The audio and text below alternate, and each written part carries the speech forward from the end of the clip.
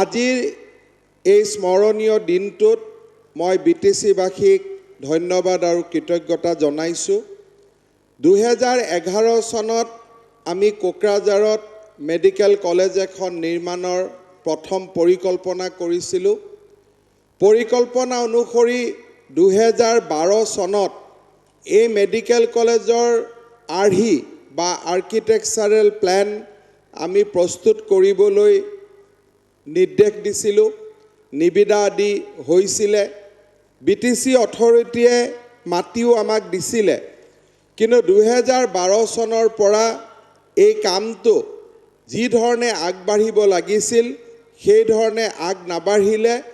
আৰু এটা সময়ত কোকৰাঝাৰ মেডিকেল কলেজৰ যি নথি পত্ৰ চলি আছিল এটা সময়ত সেই প্ৰাকৃতিকভাৱে কোল্ড ষ্টৰেজ বুলি কওঁ শীতল ভঁৰাললৈকে ই গতি কৰিছিল। 2016 চনত যেতিয়া ভাৰতীয় জনতা পাৰ্টি আৰু BPF দলৰ মিত্ৰ গোষ্ঠীৰ চৰকাৰ অসমত প্ৰতিষ্ঠা হ'ল, মুখ্যমন্ত্ৰী সৰ্বানন্দ সোণোৱাল ডাঙৰীয়াৰ নেতৃত্বত অসমত যেতিয়া চৰকাৰ গঠন হ'ল, তেতিয়া পুনৰবাৰ বিটিচি প্ৰধান হাগ্ৰামা মহিলাৰী ডাঙৰীয়াৰ আগ্ৰহত এই মেডিকেল কলেজৰ নিৰ্মাণৰ কাম কাজ আকৌ এবাৰ আৰম্ভ হ'ল। যোৱা বছৰৰ বাজেটত আমি এই মেডিকেল কলেজৰ কথা উল্লেখ কৰিছিলোঁ। যোৱা 10টা মাহত মেডিকেল কলেজৰ আৰ্হি প্ৰস্তুতকৰণ, মেডিকেল কলেজৰ নিবিদা, প্ৰশাসনিক অনুমোদন এই গোটেই কাম কাজ কৰি আজি আমি আহি ইয়াতে মাননীয় মুখ্যমন্ত্ৰী ডাঙৰীয়া হাগ্ৰামা মহিলাৰী ডাঙৰীয়াৰ হাতেৰে আজি আমি ভূমি পূজন কৰিলোঁ আৰু মেডিকেল কলেজৰ আধাৰশিলা আমি স্থাপন কৰিলোঁ। মই আপোনালোকক বিশ্বাস দিব বিচাৰিছোঁ যে এই মেডিকেল কলেজৰ নিৰ্মাণৰ কাম অহা 15 দিনৰ ভিতৰত আৰম্ভ হ'ব আৰু আমি 2.5 বছৰৰ ভিতৰত এই মেডিকেল কলেজৰ নিৰ্মাণৰ কাম আমি সম্পূৰ্ণ কৰিম। এই মেডিকেল কলেজখন ৰাজ্য চৰকাৰে সম্পূৰ্ণ নিজৰ পুঁজিৰে কৰিবলৈ সিদ্ধান্ত গ্ৰহণ কৰিছে আৰু ইতিমধ্যে মেডিকেল কলেজখন নিৰ্মাণৰ বাবে 382 কোটি 69 লাখ টকা মুকলি কৰি দিছে। অৰ্থাৎ এই মেডিকেল কলেজখনৰ বাবে ৰাজ্য চৰকাৰে 382 কোটি 382 crores rupees এই মেডিকেল কলেজখনৰ কাৰণে খৰচ কৰিব। এই মেডিকেল কলেজখনত 500খন বিচনাযুক্ত এখন হস্পিটাল থাকিব। 100জন ছাত্ৰ ছাত্ৰীয়ে প্ৰতি বছৰে ইয়াত মেডিকেল পঢ়িব পাৰিব আৰু তাৰ লগে লগে প্ৰত্যক্ষভাৱে অতি কমেও 1200 যুৱক যুৱতী নিযুক্তিৰ এটা পথো এই মেডিকেল কলেজখনে মুকলি কৰিব। আজি আমি এই মেডিকেল কলেজখনৰ লগত আমি আৰু অত্যন্ত আনন্দিত যে ইয়াৰ লগত আমি আৰু 2টা অনুষ্ঠান যোগ কৰিব খুজিছোঁ। সেয়া হৈছে যে অসম চৰকাৰে যোৱা এটা বছৰে টাটা ট্ৰাষ্টৰ লগত লগ লাগি অসমত 19খন কেঞ্চাৰ হস্পিটাল কৰিব খুজিছে, লেভেল 1, লেভেল 2, লেভেল 3 এই ধৰণে। আৰু তাৰ ভিতৰত আমি এখন 100খন বিচনাযুক্ত এই 500 বিচনাযুক্ত মেডিকেল কলেজখন বাদ দিওঁ এই মাটিতে আমি 100খন বিচনাযুক্ত এখন অত্যাধুনিক কেঞ্চাৰ হস্পিটালো আজি আমি ইয়াতে টাটা ট্ৰাষ্ট আৰু অসম চৰকাৰে যুটীয়ভাৱে ইয়াতে প্ৰতিষ্ঠা কৰিব। এই 100খন যি কেঞ্চাৰ হস্পিটাল হ'ব তাত লিনিয়াৰ এক্সেলেটৰৰ দৰে ৰেডিঅ'থেৰাপিৰ যিবিলাক একেবাৰে মডাৰ্ণ ষ্টেট অফ আৰ্ট ব্যৱস্থা কেঞ্চাৰ ৰোগীসকলৰ বাবে এই গোটেই ব্যৱস্থাবিলাক ইয়াতে থাকিব। তাৰ উপৰিও এই 500খন বিচনাযুক্ত মেডিকেল কলেজ 100খন বিচনাযুক্ত কেঞ্চাৰ হস্পিটালৰ লগত আমি আকৌ শিশু আৰু মাতৃৰ কাৰণে ৰাষ্ট্ৰীয় স্বাস্থ্য অভিযানৰ উদ্যোগত অতিৰিক্তকৈ আৰু 100খন বিচনাযুক্ত এখন মাদাৰ এণ্ড চাইল্ড হস্পিটালো আমি ইয়াতে নিৰ্মাণ কৰিম। অৰ্থাৎ আজিৰ এই প্ৰকল্পটোৰ লগত কোকৰাঝাৰ মেডিকেল কলেজৰ লগত কোকৰাঝাৰ কৰ্কট চিকিৎসালয় আৰু Kokrajhar mother and child hospital লগত আৰু দুটা অনুষ্ঠানো আজিৰ দিনটোতে আমি ভূমি পূজন কৰিছোঁ এই দুটা অনুষ্ঠানৰো নিৰ্মাণ কাম আমি একেলগে আৰম্ভ কৰিম তাৰ উপৰিও হাগ্ৰামা মহিলাৰী ডাঙৰীয়া ইতিমধ্যে উল্লেখ কৰিছে বিটিসি চুক্তিৰ আধাৰত যি আমি নাৰ্ছিং ইনষ্টিটিউট ইয়াতে বিএসসি নাৰ্ছিং কলেজ আমি বনাই আছোঁ সেই বিএসসি নাৰ্ছিং কলেজখনো এই কোকৰাঝাৰ মেডিকেল কলেজৰে সংলগ্ন আন এক অনুষ্ঠানলৈ ৰূপান্তৰিত হ'ব আমি দ্বিতীয় পৰ্যায়ত চেষ্টা কৰি আছোঁ যে এই কোকৰাঝাৰ মেডিকেল কলেজৰ কেম্পাছৰ ভিতৰতে কোকৰাঝাৰ ডেণ্টেল কলেজ অৰ্থাৎ আন এখন ডেণ্টেল চিকিৎসালয় বা ডেণ্টেল কলেজো আমি স্থাপনৰ পৰিকল্পনা এটা ইয়াতে আমি হাতত লৈছোঁ আৰু মই বিশ্বাস কৰোঁ যে সেই দিশতো আমি আগুৱাই যাব পাৰিম শ্ৰদ্ধাৰ ৰাইজ আপোনালোকে জানে যে আমি যেতিয়া পঢ়িছিলোঁ আমাৰ পঢ়াৰ দিন আছিলে তেতিয়া আমাক কুইজ কৰিছিলে ছাত্ৰ শিক্ষকসকলে আমাক সোধে যে অসমত মেডিকেল কলেজ কিমান আছে মই যেতিয়া ক্লাছ 5ত পঢ়িছিলোঁ ক্লাছ 5তো মই উত্তৰ দিছিলোঁ অসমত মেডিকেল কলেজ 3খন আছে আৰু যোনদিনাখন মই ডক্টৰেট পাইছিলোঁ সিদিনাখনো মই একে উত্তৰ দিছিলোঁ অসমত মেডিকেল কলেজ 3খন আছে কিন্তু তাৰ পিছত অসমৰ পৰিৱেশৰ সলনি হ'ল আমি আমাৰ ৰাইজৰ যত্নত চৰকাৰৰ যত্নত বৰপেটাত মেডিকেল কলেজ হ'ল যোৰহাটত মেডিকেল কলেজ হ'ল আৰু তাৰ লগে লগে তেজপুৰত মেডিকেল কলেজ হ'ল এই সপ্তাহতে আমি আৰু এটা ভাল খবৰ পাবলৈ সক্ষম হ'লোঁ যে 2011 চনৰ পৰা আমি যি এই 3খন মেডিকেল কলেজৰ নিৰ্মাণৰ কাম আৰম্ভ কৰিছিলোঁ যোৱা সপ্তাহত যোৰহাট মেডিকেল কলেজক MCIয়ে সম্পূৰ্ণ পোষ্ট গ্ৰেজুৱেট ইনষ্টিটিউশ্যন হিচাপে স্বীকৃতি দিলে আৰু 2 এদিনতে আমি বৰপেটাটো আমি ক্লিনিক্যাল সাবজেক্টত পোষ্ট গ্ৰেজুৱেট খোলাৰ অনুমতিও আমি আশা কৰি আছোঁ তাৰ পিছত মুখ্যমন্ত্ৰী সোণোৱাল ডাঙৰীয়াৰ চৰকাৰ আহিলে আৰু বৰপেটা যোৰহাট তেজপুৰ মেডিকেল কলেজৰ লগে লগে আমি আৰু 4খন মেডিকেল কলেজৰ কাম আৰম্ভ কৰিলোঁ ধুবুৰীত মেডিকেল কলেজৰ কাম আমি আৰম্ভ কৰিলোঁ আমি নৰ্থ লখিমপুৰত মেডিকেল কলেজৰ নিৰ্মাণৰ কাম আৰম্ভ কৰিলোঁ নগাঁৱত মেডিকেল কলেজৰ নিৰ্মাণৰ কাম আমি আৰম্ভ কৰিলোঁ আৰু আমি ডিফুত মেডিকেল কলেজৰ নিৰ্মাণৰ কাম আমি আৰম্ভ কৰিলোঁ অসম চৰকাৰৰ প্ৰচেষ্টা আৰু সততাৰ বাবে মাত্ৰ 2 বছৰৰ ভিতৰতে আমি ধুবুৰী মেডিকেল কলেজৰ 38% নিৰ্মাণৰ কাম সম্পূৰ্ণ কৰিব পাৰিলোঁ লখিমপুৰ মেডিকেল কলেজৰ 54% নিৰ্মাণৰ কাম আমি সমাপ্ত কৰিব পাৰিলোঁ নগাঁও মেডিকেল কলেজৰ 50% নিৰ্মাণৰ কাম সমাপ্ত কৰিলোঁ আৰু ডিফু মেডিকেল কলেজৰ 75% নিৰ্মাণৰ কাম আমি সমাপ্ত কৰিলোঁ অৰ্থাৎ 2 বছৰৰ ভিতৰতে 4টা বৃহৎ ইনফ্ৰাষ্ট্ৰাকচাৰেল প্ৰজেক্ট আমি সময় নষ্ট নকৰাকৈ গড়কাপ্তানি বিভাগ আৰু স্বাস্থ্য বিভাগে আমি কম দিনৰ ভিতৰতে ইমানখিনি কাম আমি আগুৱাবলৈ সক্ষম হ'লোঁ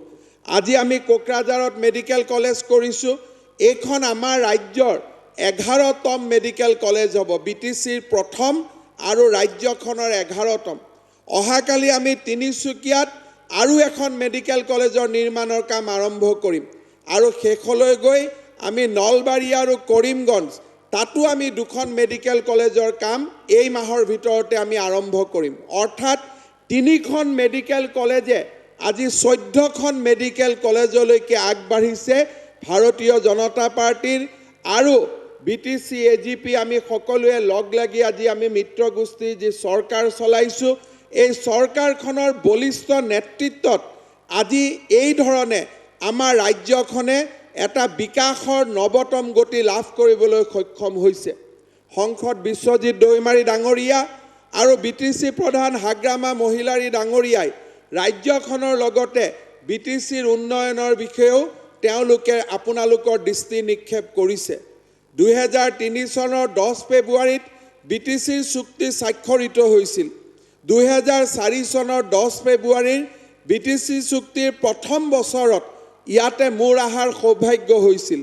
আজি যদি আমি সেই দিনটো আৰু আজিৰ দিনটো যদি আমি কল্পনা কৰোঁ বিটিসিৰ গাঁৱে ভূঞে যি পৰিৱৰ্তনৰ ৰূপৰেখা আমি দেখিছোঁ তাক যদি কোনোবা হাগ্ৰামা মহিলাৰ হাত শত্ৰু হয় তেওঁ স্বীকাৰ কৰিব লাগিব যে আজি যোৱা 15টা বছৰত বিটিচিৰ যি চমকপ্ৰদ সাফল্য সেই সাফল্য তুলনাবিহীন তেনেকুৱা সাফল্য আমাৰ দেশৰ কোনো অঞ্চলতে এনেকুৱা সাফল্য লাভ কৰিব পৰা নাই আজি কোনোবাই পৃথক ৰাজ্য দাবী কৰে সেই বিষয়লৈ মই যাব বিচৰা নাই গণতান্ত্ৰিক দেশ গণতান্ত্ৰিক কথা মই সেই দিশলৈ যাব খোজা নাই কিন্তু কোনোবাই মোক এনেকুৱা এখন চহৰৰ নাম কওক কোনোবাই মোক এনেকুৱা এটা অঞ্চলৰ নাম কওক য'ত CIT আছে চেণ্ট্ৰেল ইঞ্জিনিয়াৰিং কলেজ আছে ষ্টেটৰ ইঞ্জিনিয়াৰিং কলেজ আছে য'ত বড়োলেণ্ড ইউনিভাৰ্চিটি আছে বিশ্ববিদ্যালয় আছে য'ত নেকি মেডিকেল কলেজ আছে য'ত নাৰ্ছিং কলেজ আছে আজি এই ধৰণৰ গোটেই অনুষ্ঠানবিলাক একেখন জাগাত থকা ভাৰতৰ দিল্লী বোম্বাইক বাদ দি কোনোবা জিলাৰ সদৰত কোনোবা অঞ্চলৰ সদৰত এই গোটেই অনুষ্ঠানবিলাক থকা আন এটা অঞ্চলৰ নাম কোনেও দেখুৱাই দিব নোৱাৰে তাক মই আপোনালোকক বিশ্বাসেৰ সৈতে ক'ব পাৰোঁ আজি যদি আপোনালোকে যোৰহাটত যায় দুটা অনুষ্ঠান দেখিব ডিব্ৰুগড়ত গ'লে তিনিটা অনুষ্ঠান দেখিব পশ্চিমবংগৰ কোনোবা জিলাত গ'লে এটা অনুষ্ঠান দেখিব মহাৰাষ্ট্ৰৰ কোনোবা জিলাত গ'লে এটা অনুষ্ঠান দেখিব কিন্তু ৰাজ্যৰ সদৰ বম্বে আমি তাৰ লগত তুলনা নকৰোঁ দিল্লীৰ লগত তুলনা নকৰোঁ কলিকতাৰ লগত তুলনা নকৰোঁ কিন্তু আমি যদি আমাৰ জনসংখ্যাৰ আধাৰত থকা যিকোনো ৰাজ্যৰ লগত যদি তুলনা কৰোঁ কোনোবাই যদি সেই জিলাবিলাকত যায় আজি যদি আমাৰ উত্তৰ পূৰ্বৰ 8খন ৰাজ্যৰ সদৰ স্থানবিলাকলৈকে যায় আজি গেংটকত শ্বিলঙত ইটানগৰৰ লগত যদি তুলনা কৰে কোনোবা জায়গাত ইঞ্জিনিয়াৰিং কলেজ আছে কৰবাত মেডিকেল কলেজটো কতোৱে নাই কৰবাত হয়তো ইউনিভাৰ্চিটি আছে কিন্তু গোটেই কেইটা অনুষ্ঠান লগাই থকা আজি যদি এটাই অঞ্চলৰ নাম অসমত আছে সেই অঞ্চলটোৰ নাম হৈছে কোকৰাঝাৰ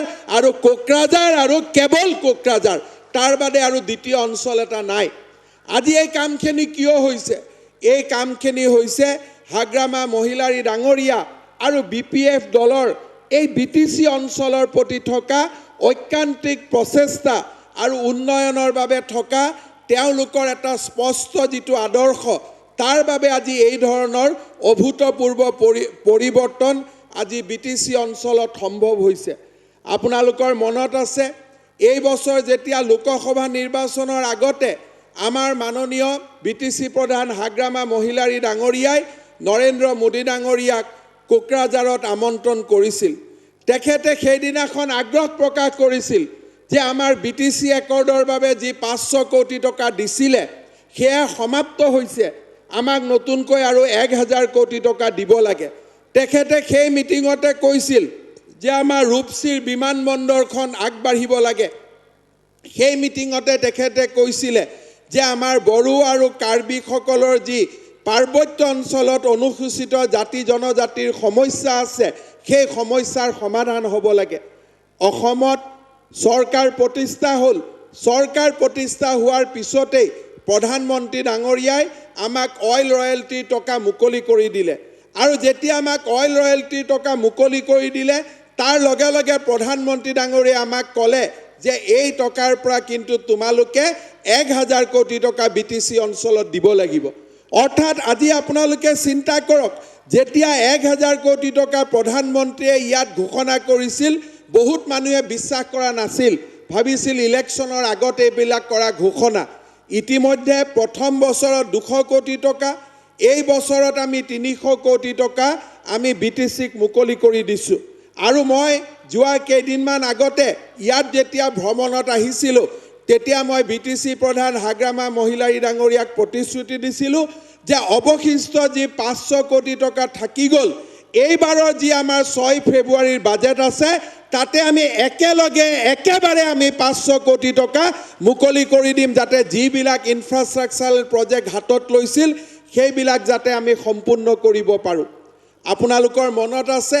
যে আজি আমি অসম চৰকাৰে এই BTC অঞ্চলৰ সৰ্বাংগীন উন্নয়ন বিচাৰোঁ তাৰ লগে লগে আমি বিচাৰোঁ যে বড়োলেণ্ড আন্দোলনত বা ইয়াৰ লগত যিসকল লোক জড়িত হৈ আছিলে তেওঁলোকৰ আবেগ আৰু অনুভূতিক সন্মান কৰা আমাৰ যেতিয়া অসমত সৰ্বানন্দ সোণোৱাল ডাঙৰীয়াৰ চৰকাৰ প্ৰতিষ্ঠা হ'ল প্ৰথম যি 10 ডিচেম্বৰ আমি পাইছিলোঁ 2016 চনৰ সেই দিনটোত আমি অসম আন্দোলনত অংশগ্ৰহণ কৰি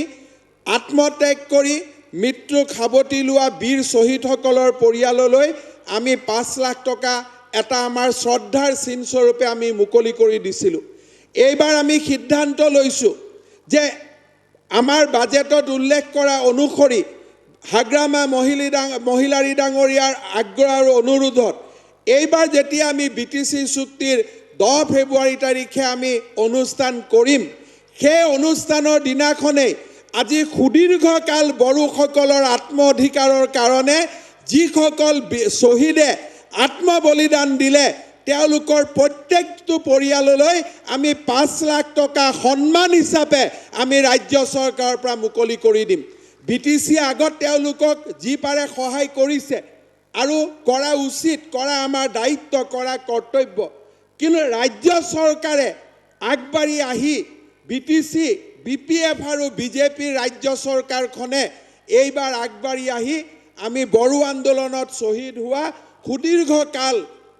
গোটেই আন্দোলনটো আত্ম অধিকাৰৰ কাৰণে যিসকল লোকে প্ৰাণ বলিদান দিলে তেওঁলোকৰ শ্ৰদ্ধাৰ চিনস্বৰূপে এই বছৰ আমি এই কামখিনিও আমি সম্পূৰ্ণ কৰিব খুজিছোঁ তাৰ লগে লগে বড়োলেণ্ডৰ বাহিৰত থকা যিসকল বড়ো সম্প্ৰদায়ৰ লোকে একেলগে বড়ো আন্দোলন কৰিছিল বিটিচি চুক্তি হ'ল বাস্কা চিৰাং ওদালগুৰি কোকৰাঝাৰৰ বড়ো ৰাইজে বা আন ৰাইজে তেওঁলোকে আত্মনিয়ন্ত্ৰণৰ অধিকাৰ পালে কিন্তু এই বাহিৰত থকা জোনাই গোলাঘাট কাৰ্বি আলং এই অঞ্চলত থকা বড়ো সম্প্ৰদায়ৰ ব্যক্তিসকলে বা জনজাতীয় লোকসকলে এতিয়াও আত্মনিয়ন্ত্ৰণৰ অধিকাৰ পোৱা নাই হাগ্ৰামা মহিলাৰী ডাঙৰীয়াৰ আগ্ৰহ আছিলে যে এওঁলোকৰ কাৰণেও আমি এটা ব্যৱস্থা কৰিব লাগে চৰকাৰী ব্যৱস্থা কৰিব লাগে যি ব্যৱস্থাৰ জৰিয়তে সেই অঞ্চলবিলাকতো বড়ো লোকসকলে উন্নয়ন আৰু বিকাশৰ অধিকাৰ পাব পাৰে আমি আপোনালোকক প্ৰতিশ্ৰুতি দিছোঁ যে এইবাৰ আমি বিধানসভাৰ বাজেট অধিৱেশনৰ সময়ত আমি এটা সুস্পষ্ট সিদ্ধান্ত ঘোষণা কৰিম যাৰ জৰিয়তে অসমৰ চাৰিওফালে সিঁচৰিত হৈ থকা বড়ো লোকসকলেও আত্মনিয়ন্ত্ৰণ আৰু উন্নয়ন আৰু বিকাশৰ অধিকাৰ পাব তেনে এক সিদ্ধান্ত এইবাৰ আমি ঘোষণা কৰিবলৈ সিদ্ধান্ত গ্ৰহণ কৰিছোঁ শ্ৰদ্ধাৰ ৰাইজ আমি বিচাৰোঁ যে অসমখনৰ এটা গুৰুত্বপূৰ্ণ অংগ হিচাপে বিটিচি অঞ্চলৰ বিকাশ আৰু বিটিচিৰ অঞ্চলৰ পূৰ্ণ বিকাশৰ বাবে আমি কাম কৰাটো আমি আমাৰ দায়িত্ব বুলি বিবেচনা কৰোঁ মুখ্যমন্ত্ৰী সোণোৱাল ডাঙৰীয়াই অলপ আগতে কৈ যোৱাৰ দৰে বিটিচি অঞ্চলৰ উন্নয়নৰ বাবে ৰাজ্য চৰকাৰে নিৰন্তৰ প্ৰয়াস আৰু ৰাজ্য চৰকাৰে নিৰন্তৰ প্ৰচেষ্টা কৰি আহিছে আমাৰ কোকৰাঝাৰত বড়োলেণ্ড ইউনিভাৰ্চিটি হ'ল ইঞ্জিনিয়াৰিং কলেজ হ'ল আমাৰ ইয়াতে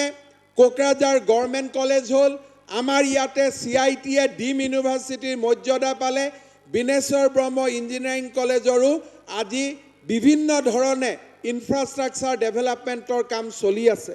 এইবাৰ আমি কোকৰাঝাৰ গভৰ্ণমেণ্ট কলেজৰ উন্নয়ন আৰু বিকাশৰ কাৰণে সুকীয়াকৈ ৰাজ্য চৰকাৰে 15 কোটি টকা আন এক অনুমোদন দিয়াৰো আমি সিদ্ধান্ত গ্ৰহণ কৰিছোঁ কিন্তু ইয়াৰ লগে লগে আমি বিটিচিৰ লগত পৰিকল্পনা কৰিছোঁ যে কোকৰাঝাৰত কেনেকৈ এখন স্পৰ্টছ কলেজ য'ত নেকি গাঁৱৰ ল'ৰাবিলাক আহিব পাৰে স্পৰ্টছৰ ডিফাৰেণ্ট ডিচিপ্লিন ফিজিঅ'থেৰাপিৰ পৰা ফিজিকেল সায়েন্সৰ পৰা স্পৰ্টছ সায়েন্সৰ পৰা কোচ হ'বৰ কাৰণে প্ৰশিক্ষক হ'বৰ কাৰণে ট্ৰেইনিঙৰ পৰা আৰু খেলুৱৈসকলৰ নিৰন্তৰ সুবিধা এই গোটেইখিনি কৰি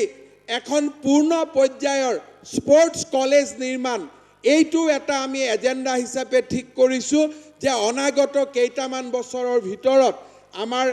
ইঞ্জিনিয়াৰিং কলেজ হ'ল মেডিকেল কলেজ হ'ল ইউনিভাৰ্চিটি হ'ল এতিয়া আমি স্পৰ্টছ কলেজ এখন আমি কোকৰাঝাৰত নিৰ্মাণ কৰিব লাগে সেই ধৰণৰ সিদ্ধান্তও হাগ্ৰামা মহিলাৰী ডাঙৰীয়া আৰু ৰাজ্য চৰকাৰে যৌথভাৱে চিন্তা কৰিছে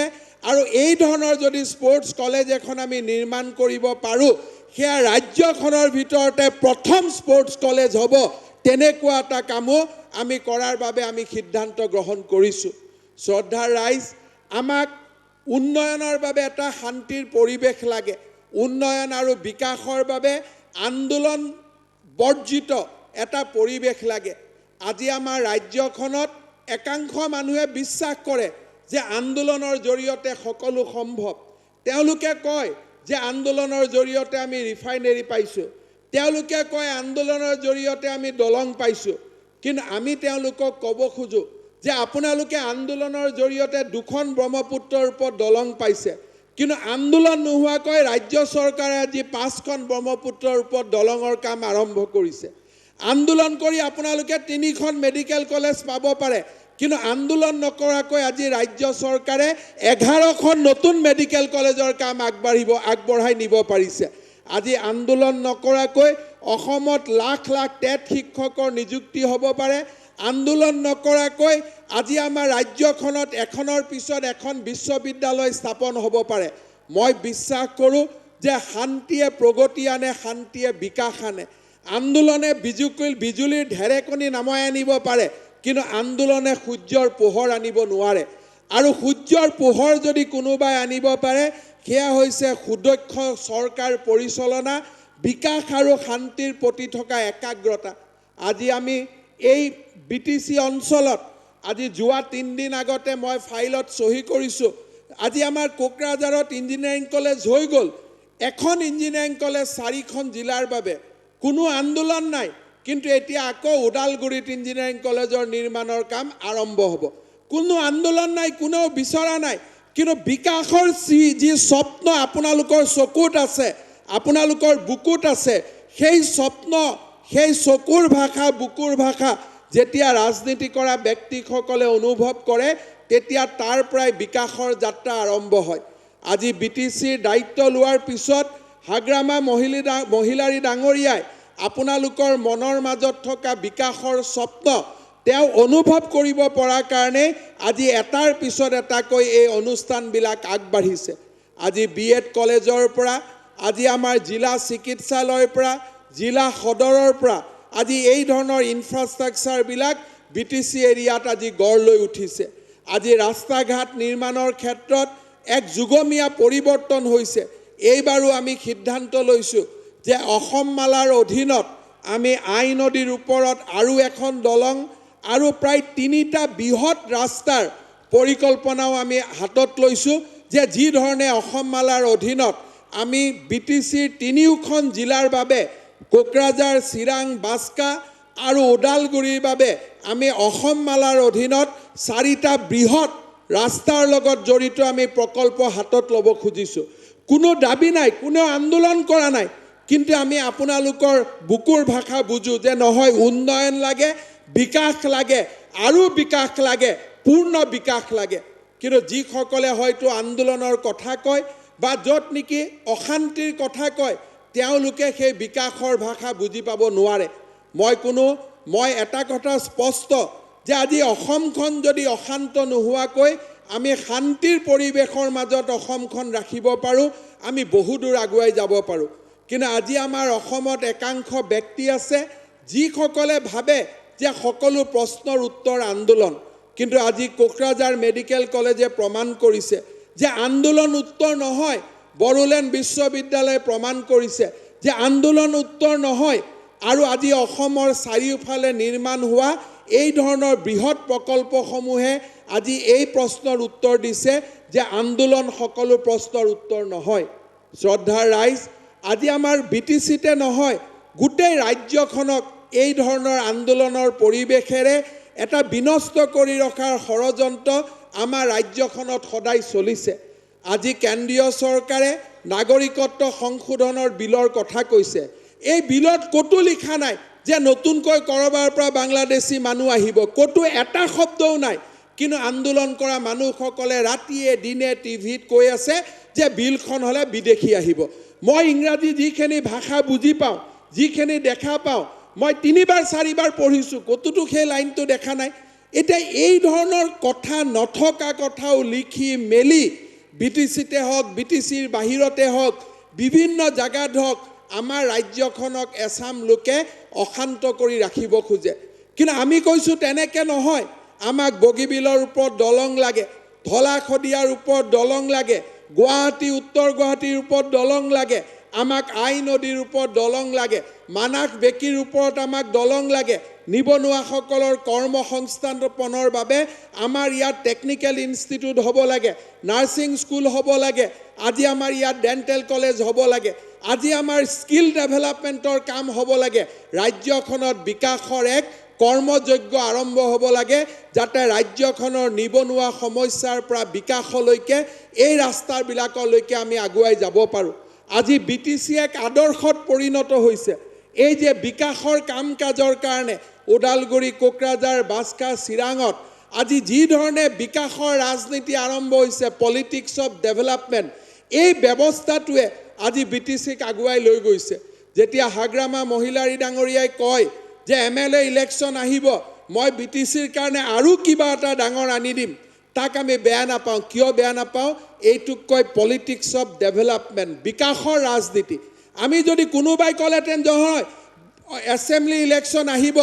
তাৰ আগতে মই 10টা মন্ত্ৰী পদ দাবী কৰিম ডেট ইজ কল্ড পলিটিক্স কিন্তু যেতিয়া কয় যে এছেম্বলি ইলেকশ্যন আহিব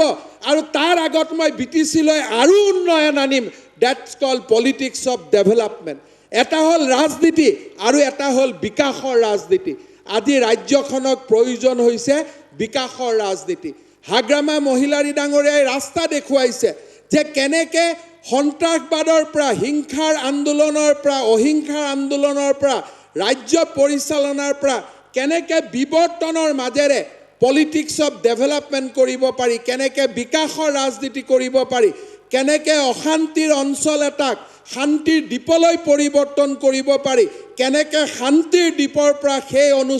অঞ্চলটোকে বিকাশৰ নতুন দিগন্তলৈ লৈ যাব পাৰি এই ধৰণৰ ব্যৱস্থাৰ কাৰণে আজি ৰাজ্য চৰকাৰৰ মানসিকতা স্পষ্ট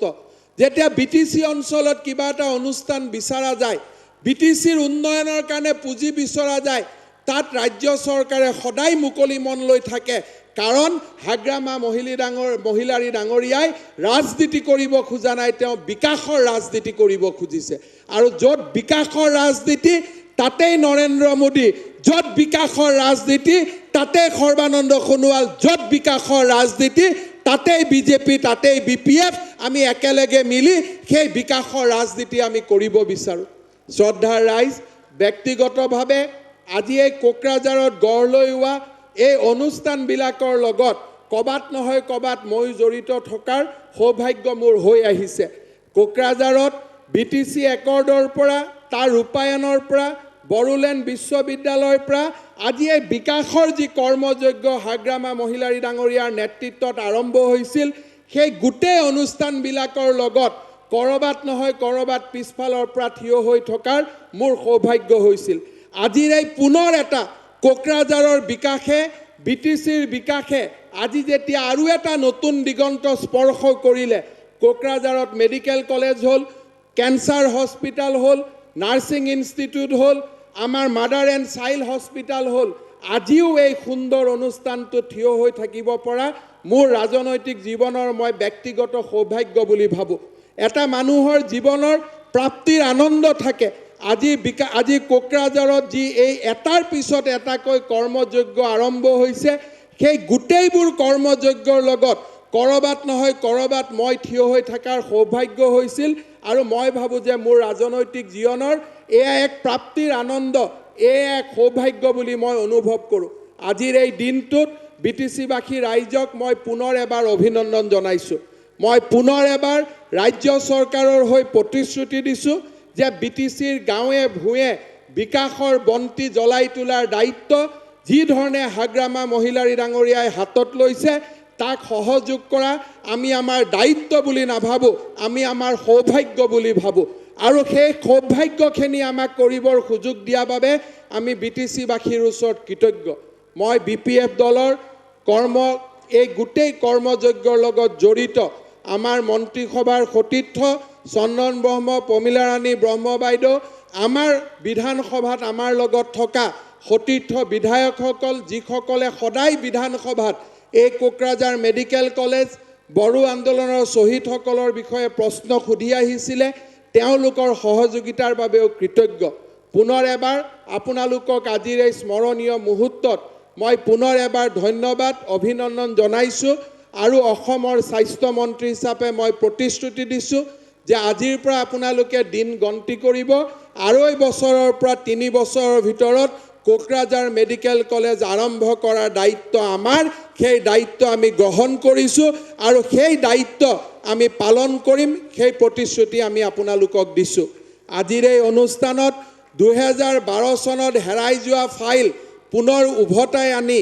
আমাৰ স্বাস্থ্য বিভাগৰ বিষয়া কৰ্মচাৰী গড়কাপ্তানি বিভাগৰ বিষয়া কৰ্মচাৰীসকল বিটিসি প্ৰশাসনে যি আমাক সহায় সহযোগিতা আগবঢ়ালে তাৰ বাবে তেখেতসকলক মই পুনৰ এবাৰ মোৰ অন্তৰৰ হিয়া ভৰা কৃতজ্ঞতা জ্ঞাপন কৰিছোঁ বিটিসিবাসী ৰাইজক অভিনন্দন জনাই বিটিসি প্ৰধান হাগ্ৰামা মহিলাৰী ডাঙৰীয়াক তেখেতৰ এই বিশাল কৰ্মযজ্ঞৰ বাবে পুনৰ এবাৰ অভিনন্দন জনাই মই মোৰ বক্তব্যৰ সামৰণি মাৰিছোঁ ধন্যবাদ জয় হিন্দ বন্দে মাতৰম